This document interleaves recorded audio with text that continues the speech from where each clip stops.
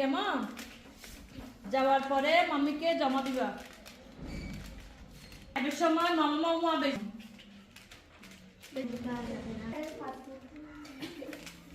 আমাদের নানা পছন্দ জ্যোতি রাজগড় রাজ্যমিত ধর্মায়তনের শিক্ষিকা তানি বড়ুয়া শিক্ষার্থীদের বেশ পড়িয়ে দিচ্ছেন নতুন বেশ।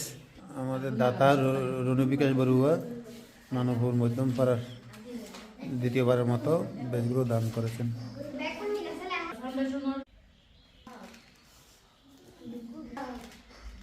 প্রত্যেক সপ্তাহে কেমন যাওয়ার পরে মাম্মিকে জমা দিবা। এর সময় মাম্মা